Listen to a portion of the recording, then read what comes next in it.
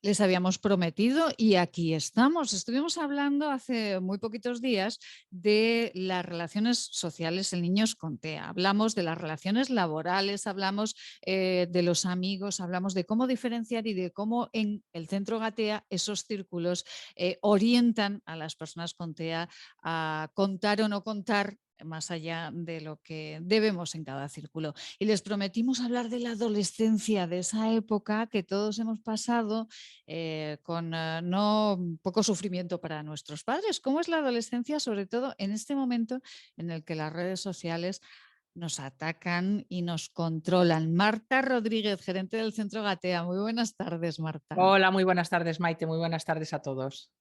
Pues Bueno, sí, la adolescencia, bueno, la sufren los padres y la sufre el que la tiene, ¿eh? O sea, yo recuerdo la mía y de pasarlo yo muy mal. Lo único que, bueno, a lo mejor antes duraba los añicos que duraba y ahora es como una eternidad. Tienen 20 muchísimos años y tú dices, todavía estamos con estos comportamientos, pero también es cierto que lo tienen más difícil porque el entorno social se ha complicado muchísimo.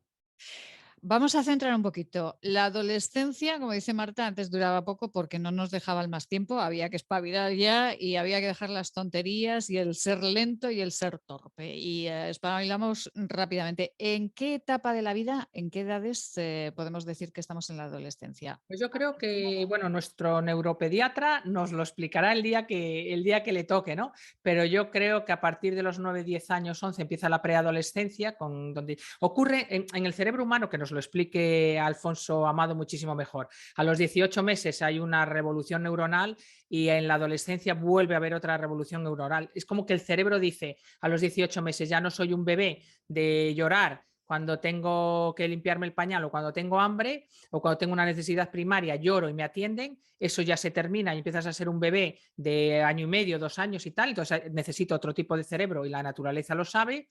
Y cuando me escuche Alfonso me va a reñir por esta explicación tan mala. Pero Los después en la adolescencia pasa igual. El cerebro pasa de un cerebro de niño, de unas relaciones con iguales y con superiores, pero de niño, a decir, oye, que ahora ya me tengo que preparar para ser un adulto. Y ahí hay una etapa de cambio de todo tipo, cambios hormonales, de metabolismo, endocrinos, neuronales, donde todo, absolutamente todo, cambia. Que para las personas con autismo, y esto es importante que los padres lo sepamos, que son adversos al cambio, que les gusta que las cosas no cambien, que cambie tu forma de percibir el mundo, que cambie tu cuerpo y que por lo tanto y tu comportamiento y por lo tanto que cambie la relación de los demás en relación a ti, son muchos cambios para una persona que tiene una inflexibilidad mental que le hace adverso al cambio. Entonces es una etapa más dura, siendo muy dura para todos, más dura para las personas con autismo. Y en ese momento hay que realizar muchos ajustes en la época de la adolescencia, ajustes de todo tipo, ¿no, Marta?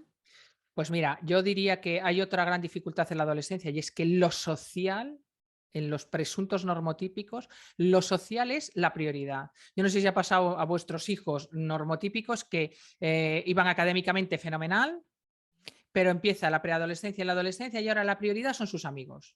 Y es el grupo. Y deja de ser la familia y deja de ser lo académico, es el grupo. Mis amigos, mis amigas y todo lo que tenga que ver con vida social. Imaginaros a una persona con autismo donde lo social es donde está su mayor dificultad, que su entorno de iguales esté todo el día socializando con claves muy complicadas. Porque es que yo recuerdo a mi hija que no la entendía ni cuando hablaba. Digo, pero ¿qué estas palabras qué significan? Que hacía una frase y digo, pero si es que en toda la frase has puesto dos palabras que yo comprenda y las demás son de vuestra jerga adolescente.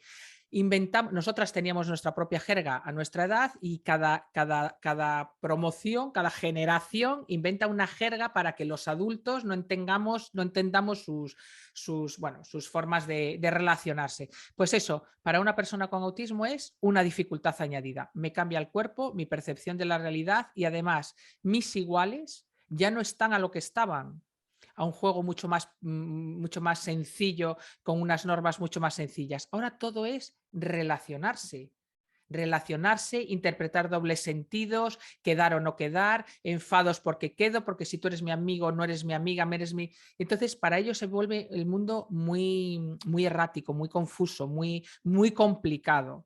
Entonces, hay que darles mucho apoyo porque es una edad muy complicada para nuestros chicos. Y Marta, porque esos cambios, que decía Marta, cambios en su cuerpo, cambios en su forma de ver la vida, esos cambios también van como en el resto, como en los presuntos normotípicos en el lado emocional, eso de descubrir pues, a otras personas, descubrir el amor, descubrir... Claro, claro, si es que al final cronológicamente están en la edad en la que están. Mira, lo hablaremos cuando hagamos el audio, el podcast con Carmen Pingarrón, que es ginecóloga, la ginecóloga de Gatea, que nos hable de todos esos cambios hormonales que surgen en las mujeres y no en vano en las mujeres con autismo. Solo que ellas o les damos la formación y la información explícita de lo que pasa en su cuerpo y cada cuánto pasa y por qué pasa, que te afecta a nivel emocional, que es que nos afecta a todas. Solo que las demás tenemos la información de por qué tenemos un estado de ánimo determinado, porque sabemos en qué momento del ciclo estamos. Si no tienes esa información, es abrumador. Esos cambios de humor y esos cambios hormonales. Yo ahora me siento hinchada, yo ahora me siento hinchada, yo ahora estoy irritada, y ahora no, pero claro, nosotras paramos y decimos, bueno, a ver, ¿dónde estoy? Vale, sí. Entonces tengo mis estrategias para compensar todas estas cosas que pasan. Y después ocurre lo que hablaremos. Mira, ¿cuántos colaboradores tenemos, Maite? Hablaremos con Carlos de la Cruz, nuestro sexólogo, para que nos explique que, claro, cuando llegan 10, 12, 13, 14 años les pasan lo que le pasa a sus compañeros o lo que sus compañeros lo comparten con los iguales. Y bueno, lo comparten con sus iguales y ahora en redes sociales. Maldito sea. Ahora hablaremos. Pero lo comparten con sus iguales. Oye, a ti te pasa esto, a mí sí, ¿tú qué haces? Pues yo hago esto, el otro lo de más allá, entre risas, jijiji, jojojo. Nuestros chicos se pierden todas esas ironías, todas esas cosas que hace el grupo de amigos. Normalmente no están en ese grupo, están mucho más solos, con lo cual no se enteran de la explicación que viene del grupo y tenemos que dársela. Tenemos que dársela. Esto es normal, esto le ocurre a todos y tenemos que, como nadie lo explica a Carlos de la Cruz, oye, este comportamiento que tiene que ver con tu sexualidad lo puedes tener en un lugar determinado, a un momento determinado, con unas personas determinadas. No se puede tener en clase, no lo puedes tener en el teatro, no lo puedes tener en el parque, no lo puedes tener en un restaurante. Los otros lo saben porque lo aprenden entre ellos y los nuestros hay que explicitárselo y es muy importante no mirar a otro lado. Vuelvo a repetirlo, es duro ver que tu hijo con autismo crece, es muy duro porque no has tenido casi tiempo de disfrutar de su infancia desde que tienes la noticia de que está dentro del espectro, pero no se puede mirar a otro lado porque mirar a otro lado trae muchos problemas para nuestros chicos, muchos problemas. Entonces hay que enfrentarse con la edad que tienen, buscar asesoramiento y ayudarles. Tenemos, aprovechando lo que decía Marta, es verdad, este podcast tiene muchísimos colaboradores. Hablamos con Marta Rodríguez, gerente del Centro Gatea, que es pues ese pilar central, ese tronco, ¿verdad?, central de todos los podcasts, y después en cada rama pues tenemos unos especialistas maravillosos como pues Carlos de la Cruz, por ejemplo, como Carmen Pigarrón, que están relacionados con el tema del que estamos hablando hoy, de la adolescencia. Así que ustedes vayan a buscar también esos podcasts porque seguro que van a encontrar la respuesta a la pregunta que tienen. No miremos para otro lado. Y es verdad que los padres, cuando llega la adolescencia, que es un momento muy duro para todos, intentamos como evitar las conversaciones. Hay que hablar con ellos, Marta. Sí, bueno, hay que hablar con todos, solo que no hablar con los presuntos normotípicos no tiene un precio no muy alto. No se debería hacer, se debería hablar con ellos, explicarles que no es algo vergonzoso, que es algo que forma parte del ser humano, acoger en casa esa información, hablar de ella de la forma más natural que podamos y que venga una información veraz desde la familia. Pero cuando no se habla de ello con personas con autismo, el precio que se paga es muy alto. Tiene que ver con lo vulnerables que los hacemos y tiene que ver con comportamientos fuera de contexto que hace que la gente les rechace. Y son comportamientos que ellos saben perfectamente, si les dices dónde y cuándo, lo harán, pero muchos de ellos no lo saben dónde y cuándo, con lo cual si tú no me dices dónde y cuándo puedo tocarme, pues yo lo hago cuando me apetece. Entonces la pregunta que dicen los padres, pero es que lo hace cuando le apetece, pero tú le has dicho dónde puede hacerlo y cuándo puede hacerlo. Es que los otros lo han aprendido. Lo han aprendido porque hablan Y entre ellos. aprendemos, claro que aquí no, claro Y que en aprendes casa. contextualmente, tú dices, yo me fijo que ninguna chica se toca en clase, yo me fijo que ninguna chica hace esto cuando vamos al cine. Lo aprendes porque ves el contexto, pero como ya hemos visto que tenemos problemas de coherencia central, no aprendemos en el contexto tan fácilmente como los normotípicos. Entonces, hay que explicitarlo. Esto está bien, es ok, pero puedes hacerlo en este lugar, en este momento. Y lo hacen chicos gravemente afectados y tienen derecho a hacerlo. Su sexualidad les pertenece, lo hablábamos con Carlos de la Cruz, la llevamos puesta. Es un derecho que tienen a disfrutar de su cuerpo, pero no en cualquier sitio, en cualquier momento. Y hay que explicárselo, pero yo reconozco, soy la primera, soy la primera que mira para otro lado. No estoy diciendo, yo todas las cosas que digo que hay que hacerlas es porque yo antes las he hecho mal. Eso que quede muy claro en este podcast. Yo he hecho mal, casi todo lo que se podía hacer mal, yo lo he hecho mal. Entonces lo hablo con conocimiento de causa. El precio es alto. Ajá. Mirar para otro lado porque todavía quieres tener un niño, porque no te ha dado tiempo a disfrutar de un niño al que acabas de aprender a educar, es muy apetecible. Pero os digo de verdad, porque lo he vivido en propias carnes, que el precio es muy alto, que yo tuve la suerte de encontrarme con Carlos de la Cruz, que me ayudó mucho y rápido, pero que después la calidad de vida y la satisfacción que ha tenido mi hijo cuando su madre dejó de mirar a otro lado, enfrentó la adolescencia que tenía enfrente, le trató como un adolescente y un futuro adulto, los resultados son impresionantes en beneficio de todos, principalmente de mi hijo. Entonces recomiendo que, sabiendo que es muy duro y que duele perder a un niño y empezar a tener un adolescente insoportable, sí, un adolescente insoportable, como lo fui yo, reconozcámoslo, nuestros Yo hijos todo. adolescentes son insoportables. Pues hay que asumir que tenemos un adolescente insoportable, que tenemos un tiempo para educar ciertas cosas y hablar de ciertas cosas y explicitar ciertas cosas y busquemos asesoramiento especializado para enfrentar esta situación que es complicada. Marta, y vamos con la otra complicación más que tenemos en este momento en la adolescencia y son esas redes sociales. Lo decíamos en el podcast anterior que dejábamos ahí ese gancho. La dopamina cada vez que nosotros vemos un like en una red social de la que parece que no nos podemos despegar y menos los adolescentes. Pero ¿qué hacemos con esto, Marta? Qué complicado, ¿eh? Bueno, como decían en mi pueblo, éramos pocos y parió la Exactamente. abuela. Valga la vulgaridad, porque es que de verdad, o sea, si me imagino mi adolescencia que fue complicada, la adolescencia de mi hija y de las amigas de mi hija y de los amigos de mi hija con redes sociales es mucho más complicada, porque, bueno, mi madre dice, a partir de los 10 11 años educa el grupo de amigos, pero es que ahora no educa el grupo de amigos de tu barrio o de amigos del cole, es que ahora educa cualquiera que esté dentro de las redes sociales, que es el mundo entero. Y los algoritmos son perversos y nuestros hijos están expuestos a un montón de desconocidos que están metidos dentro de casa.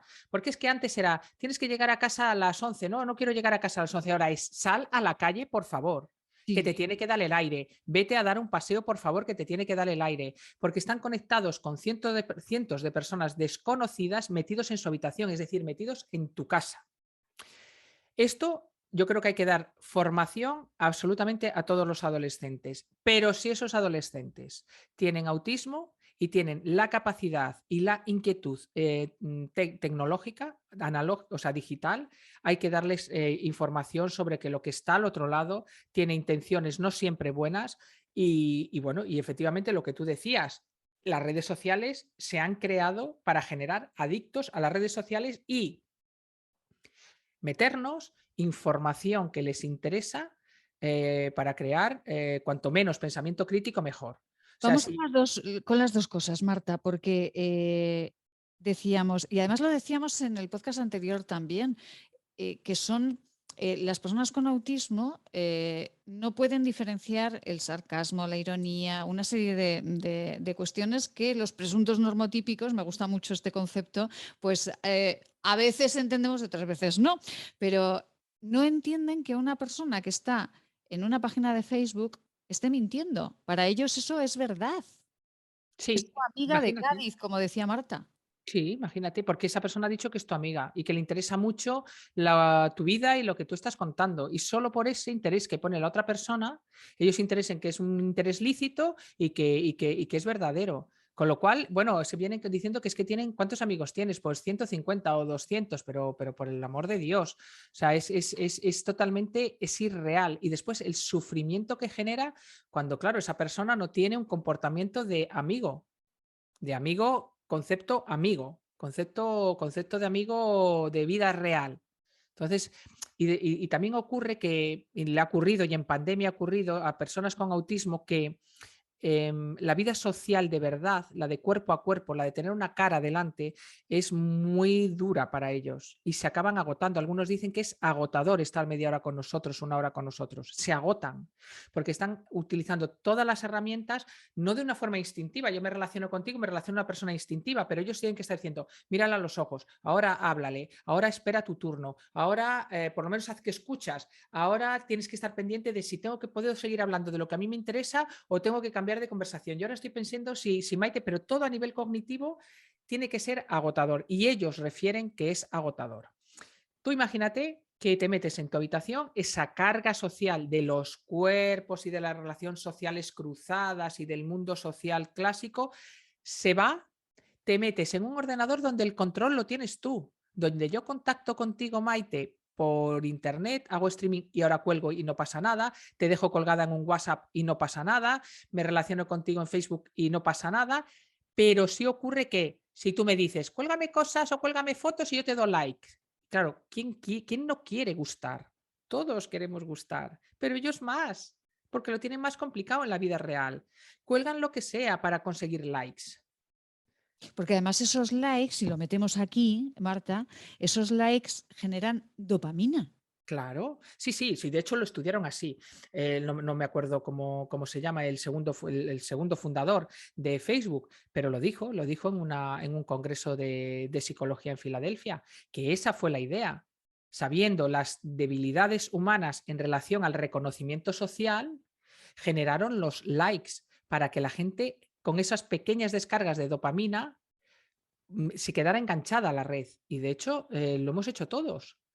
No, Nos no, gusta que nos den likes y nos gustan que nos den likes hasta desconocidos, personas que no vamos a conocer en la vida. Y tú casi cuelgas nos una gusta foto tuya. más, ¿no? Claro, casi nos gusta más, Marta, porque Bueno, decimos, pues sí, pues mira, sí, casi te gusta más y tú dices, pero ¿cómo es posible? Bueno, pues es posible porque ellos hicieron un estudio psicológico del ser humano. Los seres humanos generamos, todos sabemos que cuando hacemos deporte segregamos, ya lo hablamos aquel día, las 4 hormonas de la felicidad. Pasa que hacer deporte requiere un ejercicio de voluntad, de oye, me tengo que levantar, me tengo que poner mis zapatillas, me tengo que ir a correr y después es cierto que hay gente adicta al deporte, porque hacer deporte tú generas esas 4 hormonas, la oxitocina, la dopamina, sin querer. Quieras o no las generas. Bueno, pues con esto ocurre igual, solo que no te requiere el ejercicio de voluntad. Tú puedes estar tirado en un sofá con tu smartphone pasando y likes. Y si te das cuenta que cuando cuelgas algo personal tienes más like que cuando cuelgas contenido serio, vamos a decirlo. Bueno, pues cuelgo cosas personales, solo que nuestros chicos no se ponen límite y quieren gustar tanto como nosotros, no más, pero sí tanto. Y después no tienen la motivación de salir a la calle a ese mundo complicado donde las relaciones sociales son muy complejas. En el mundo digital ellos tienen el control. Tienen el control porque tienen el móvil. claro, tienen presuntamente el control. Bueno, lo tienen cuando quieren colgar, como decías, pues no contesto WhatsApp, lo dejo ahí, no pasa nada, etcétera, etcétera. Claro, es mucho Claro, más cómodo para ellos. claro. Es muy peligroso porque hay gente mala, porque es así, que Hay se puede mucha. aprovechar. Además, gente mala que tú no meterías en casa y la estás metiendo. Y a la que le das un montón de información íntima, porque ahí hay que trabajar otra vez los círculos de confidencialidad, personas que son desconocidas y que tú le das información íntima. Bueno, le das información hasta de cómo es tu habitación, ni más ni menos. Entonces, bueno, cuesta con todos los adolescentes, con los nuestros explicar eso porque se sienten mucho más cómodos en ese mundo irreal, en ese mundo digital, que en el mundo real, que para ellos es extremadamente complicado. Marta, en el centro ATEA han llegado casos de chicos adolescentes con autismo que están muy frustrados o que han tenido un problema muy grave con las redes sociales. Pues tuvimos una persona que se fue de casa para ir a ver a Cádiz a una persona que era amiga. y no la había visto en la vida. Y tuvo que llamar a sus padres diciendo que no había aparecido y que, bueno, pues eso, que no existía, que no era amiga, que no, y que, bueno, la frustración, la depresión, el cómo me he podido a mí hacer esto, yo me he escapado de casa, yo he hecho esto y lo otro, o sea, y la influencia que tienen sobre ellos y la percepción de la realidad. Quiero decir, cuando eres adolescente, cualquier cosa que no digan tus padres es mejor que la que digan tus padres, ¿no? Pero al final tienes ahí un pensamiento crítico de lo que está bien y de lo que está mal. Ellos son mucho más permeables a la información de todo el entorno porque al no tener, a tener problemas en teoría de la mente no ven mala intención en el otro, con lo cual todo lo que dice el otro está bien. Imagínate 100 y pico personas diciéndote cosas. Qué barbaridad. ¿Y cómo filtras eso? O sea, tampoco, hoy sí que no creo que no tengo el truquillo para utilizar, es simplemente saber que es una realidad. Yo creo que hasta cierta edad sí los padres tenemos obligación de controlar las redes sociales de nuestros hijos. Tenemos la obligación, yo hablo de obligación, el deber de hacerlo porque creo que las consecuencias, mira, había juegos, había un juego que era que estos juegos que aparecen en redes sociales de quedarte sin respirar para ver todas esas cosas Se para contagió nuestros. por todos los institutos Bueno, de... y hubo chicas que fallecieron. Hubo Ujú. chicas que fallecieron porque el control sobre el tiempo que estás sin respirar, hubo chicas que fallecieron. Tú imagínate para nuestros chicos entrar en un juego de esto, en un juego de roles o en un juego, todas esas cosas, los padres tenemos que saberlas para prevenir, para prevenir. Y bueno, y también asumir Ujú. que no tenemos el control. Los padres ahí ya tenemos que asumir que sobre las vidas de nuestros hijos tenemos un control relativo y que cuando empieza la adolescencia no lo tenemos. Pero todo el que podamos, y sobre todo hablar con ellos, sobre todo hablar con ellos, en terapia, fuera de terapia, los padres, los terapeutas, hablar con ellos para explicarles un poco el mundo tan complicado, Maite. Yo es que creo que es mucho más complicado que el nuestro. Yo creo que sí que el truquillo está, Marta, porque el truquillo, lo ha comentado Marta, es estar pendiente. Porque el problema es decir, no puedo con él, lo dejo.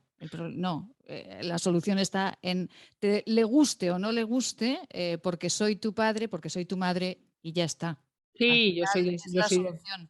yo soy de esa opinión, yo soy de esa opinión porque creo que prevalece el Ujú. bien de, el beneficio de tu hijo. Y creo que les aísla. Y creo que las personas con autismo, a todos los chicos les aísla. Por eso, porque ahora hay que echarles de casa, por favor. O sea, sal por ahí a dar una vuelta, les aísla y después porque la vida real está fuera del ordenador y fuera del smartphone. Y esa es la vida real.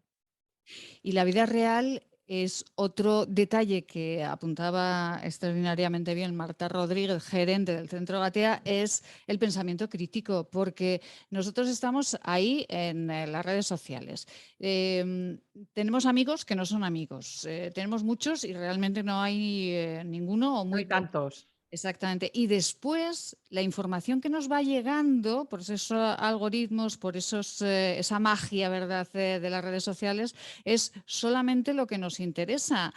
Con lo cual, antes podíamos leer libros de todo tipo, nos llegaba información o leíamos un periódico y nos llegaba información de todo tipo, o cercana o lejana, y creíamos o creábamos nuestra opinión. Ahora es difícil, Marta. Bueno, y de hecho nos pasa que cuando os metéis en Google dices, todo lo que me ofrecen me gusta. Es Qué decir, o sea, no hay curioso. nada sí, porque, hombre, puedes ver un telediario sabes como que te incordia, tú dices, oye, pero, ¿cómo puedes decir estas tonterías? O como tal. No, no, tú cuando te metes en Google solo te ofrece cosas con las que te entiende, con las que te sientes muy reconfortada y muy a gusto. Oye, y además dices, ¿qué razón tengo pensando esto? Porque toda la información que me llega es coherente con esta forma mía de pensar. Lo hablábamos antes bueno, después de dos personas con síndrome de Asperger, una de derechas y otra de izquierdas y que estaban como irreconciliables y hablábamos de su rigidez mental en relación a cambiar de idea. Y estábamos hablando, pues Maite y yo, antes de grabarnos este podcast, de, perdona, como nosotras. Efectivamente, es que Como claro. nosotros, o sea, tú cuando estás hablando ya no estás escuchando al otro, estás pensando en contestarle sin escucharle, ¿no? Y después, cuando buscas información, pues siempre encuentras información que tiene que ver con tu forma de pensar, con tu ideología. Y los dos, entonces son irreconciliables. Y además nuestro sistema reticular activador ascendente, que ya hemos hablado de él, también se encarga de buscar en el entorno información que sea coherente con mis creencias, con lo cual si mi sistema reticular lo está buscando y Google me lo da sin esfuerzo porque su algoritmo busca sin que nadie se lo pida, yo creo que estamos embargando el pensamiento crítico. Solo estoy expuesto a información que tiene que ver con mis creencias, con mis ideales, con mi forma de pensar. Entonces, cambiar de forma de pensar cuando no estás expuesto a otras ideas, y después esta costumbre, que no sé si es tan española o es del ser humano, de no escuchar a la persona que tenemos enfrente. Pienso en cómo te voy a contestar, lo que tú estés diciendo y tus argumentos me dan igual. Entonces, hablábamos de que tenía mucho que ver con el espectro del autismo, pero después Maite y yo hemos llegado a la conclusión de que por el motivo que sea, y tiene mucho que ver las redes sociales, estamos todos abocados a ver las cosas de una forma muy rígida y unidireccional, y que hay que hacer un esfuerzo por buscar información en otros sitios y tener pensamiento crítico sobre la información que nos llega. Es que estamos hablando de personas con Asperger, que bueno, que además esto también nos daría para otro podcast, Marta, porque en una ocasión, hablando de este asunto, me comentaba Marta que a veces las personas con Asperger, por ejemplo, pues son presas de partidos políticos determinados para ponerlos en cabecera de una manifestación, porque se aprovechan pues de esa De su creencia ingenuidad, ¿vale? absoluta que tiene esa persona, ¿no? Totalmente, Maite, y de su ingenuidad. Teníamos un chico aquí en Gatea que yo me enervaba. Es decir, ¿cómo es posible que se aprovechen? Y él además vehemente se creía a pies juntillas todo lo que le decían, porque todo lo que le decían era bueno. Era bueno y él no encontraba información que contradijera esa forma de pensar. Y después, bueno, pues en las manifestaciones le ponían los primeros que cuando llegaba la policía era el primero que cobraba. Entonces, nuestros chicos son muy vulnerables porque con poca frecuencia ven la mala intención en el otro. Y el otro, pues la gente tiene a veces buenas intenciones y otras veces no tantas. Y entonces hay que enseñarles a analizar, hacer como un checking de esto sí, esto no, uy, esto no, esto no, esto no, uy, pues no lo sé. Y para comprobar si la persona que tienen delante, y bueno, de hecho, las personas con autismo tienen diagnósticos, sí, necesitan apoyo, ¿no? Las personas con grado 1 necesitan pocas necesidades de apoyo, grado 2 importantes necesidades de apoyo, grado 3 grandes necesidades de apoyo. El DSM-5 lo estipula así. Una persona tiene el diagnóstico cuando tiene necesidades de apoyo y para eso están los apoyos, para que te ayuden en la interpretación de tu vida social para no meterte en líos. Entonces ese apoyo es importante. Hay que trabajarlo, igual que trabajamos pues otro tipo de habilidades sociales, Marta, pues hay que trabajar también porque es verdad que cuando a una persona con autismo generalmente le gusta pues un campo, la música, el deporte, la política, a muerte con todo eso, ¿no? Sí, tiene muy poco repertorio de intereses en términos generales, un repertorio de intereses muy reducido. Entonces, cuando hablaban de que eran genios de la música o genios de la informática o genios de los trenes o genios de los legos, es que no sé si es tanto genialidad como que dedico todo mi tiempo libre a ese interés que es reducido. Si solo me gusta la música, me lo sé todo. Teníamos un chico que lo sabía todo sobre la ópera, pero absolutamente todo. Pero es que no había un minuto a lo largo del día que él no estuviera pensando en ópera. No es porque fuera un genio, sino porque su repertorio de intereses era muy reducido. En terapia sí se trabaja el ampliar ese repertorio de intereses. Cuando es la política, te metes en muchos líos, porque es algo que a casi todas las personas le interesa de una forma vehemente e incluso con frecuencia irracional. Entonces, los chicos que le gustan los aviones, pues bueno, puedes decir, oye, es un pesado. El que le gustan los trenes puede decir, hombre, yo ya hablo de hablar del metro ya está bien, ¿no? Pero si te gusta la política, encuentras muchas personas con las que hablar de política y a lo mejor la vehemencia de nuestros chicos y el no filtrar e incluso llegar a ofender puede meterles en líos. Entonces, con los chicos que tienen ese repertorio de interés, trabajamos un montón para que no se metan en líos, Maite. Y qué, Marta, ¿qué hacemos cuando encontramos, como decíamos, pues dos personas que tienen ese repertorio de interés limitado a un tema concreto de política y a una idea concreta de política de un lado o de otro y chocan esos dos trenes en un entorno? No se habla de esto, ¿cómo lo hacemos? Y Pues además que son adolescentes, por llevarlo al terreno de hoy. hay una bomba. Pues trabajamos mucho teoría de la mente. O sea, les explicamos que la otra persona piensa distinto y que está expuesta a información distinta y le puedes ofrecer información buena del otro partido político. Es decir, mira, esta gente también ha hecho esto bueno, esto bueno, esto bueno, esto bueno, esto bueno, y por eso él piensa así. Primero piensa de forma distinta, que es algo que es difícil de entender para ellos. Si no se ha trabajado antes, hay que trabajarlo. Después hay que trabajar que esa otra persona tiene sentimientos y que hay ciertas cosas que no se pueden decir porque ofenden. ¿Tú quieres hacer sufrir a esa persona? Si la quieres hacer sufrir, esto y esto que has dicho es adecuado. Si no quieres que sufra, quieres llevarte bien con ella y después le explicas las consecuencias que tiene. Imagínate en un entorno laboral como el que estábamos hablando, las consecuencias que tiene no llevarte bien con esa persona. Es decir, hay que explicar lo que haces y las consecuencias, lo que haces y las consecuencias, porque ellos no las anticipan. Y de hecho ocurren y no las interpretan. Él no entiende a lo mejor porque al día siguiente su compañero no le saluda o no quiere sentarse con él o no, pues no lo entiende. O sea, no es que digas es que pasa de todo. No, no pasa de todo. Realmente no pasa de nada. Simplemente no lo entiende y como no lo entiende no hace nada. Pero si tú le explicas, está enfadado y de hecho ponen caras, dice, está enfadado porque tú ayer dijiste esto y hacen, por ¿Cómo? eso. Claro. Sí, claro, pero ¿por qué? Porque eso a él le ofende. ¿Pero por qué le ofende si es la verdad? Porque es que las verdades a veces ofenden. Pues a mí no me ofendería ya, pero es que él tiene un pensamiento diferente al tuyo, unas emociones diferentes al tuyo, unos sentimientos diferentes a los tuyos, una educación diferente a la tuya. Y a la mayoría de las personas les puede molestar al punto de ofenderles que les digas esto y se sorprenden Y a partir de ahí lo entienden. y lo corrigen, porque ellos quieren llevarse bien con la gente. Como todos nos queremos llevar bien con la gente. Lo que pasa es que nosotros sabemos hasta qué punto. Mira, yo me pongo a hablar, por ejemplo, como estos dos chicos que estábamos hablando de política contigo y enseguida por tu gesto entiendo si tengo que parar. Por un gesto de la cara, por un gesto de tu cuerpo, sé que tengo que parar. O porque tú cambias de conversación, sé que tengo que parar. Imagínate que no tengo esa habilidad y sigo, y sigo, y sigo, y tú te cargas y te cargas.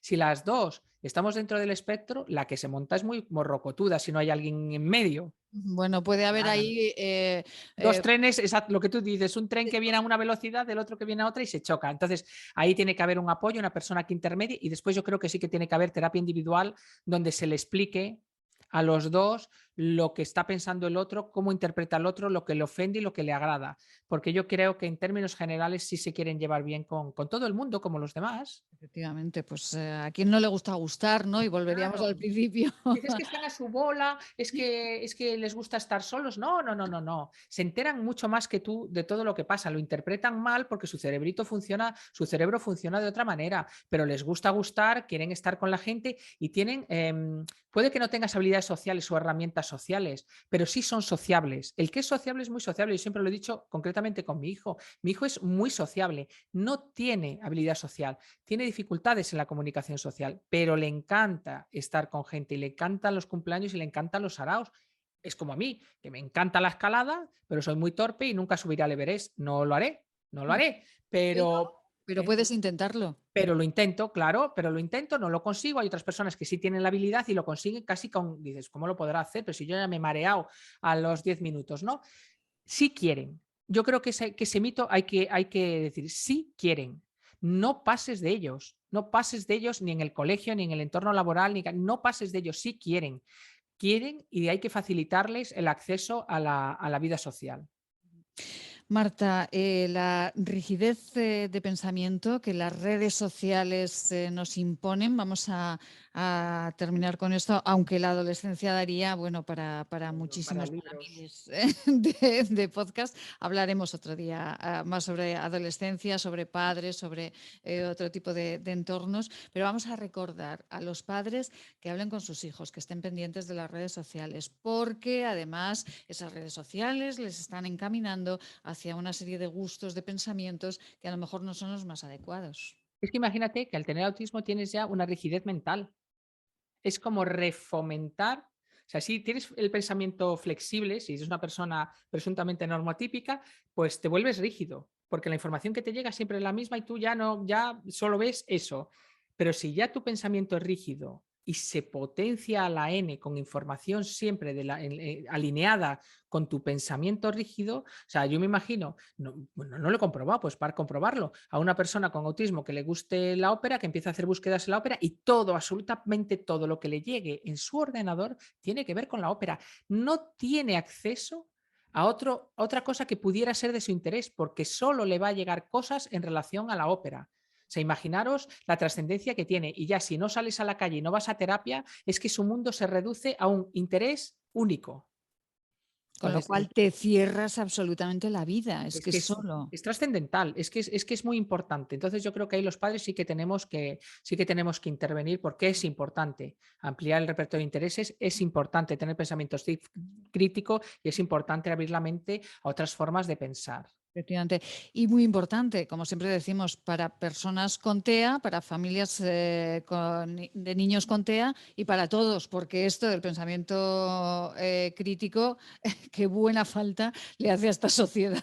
Qué buena falta nos hace a todos, sí, señor. El estar en la tolerancia social con el pensamiento de otro y la de oye, que hay que estar abierto a otras formas de pensar, otras formas de vivir y otras formas de ser. Y creo que las redes sociales están influyendo muy negativamente a la radicalización de pensamientos muy rígidos.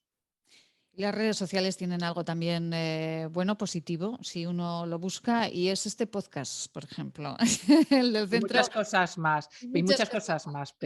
más, pero hay que hacerlo de una forma voluntaria. Es como cuando yo, ahora que quiero subir al Everest, bueno, pues es lo mismo.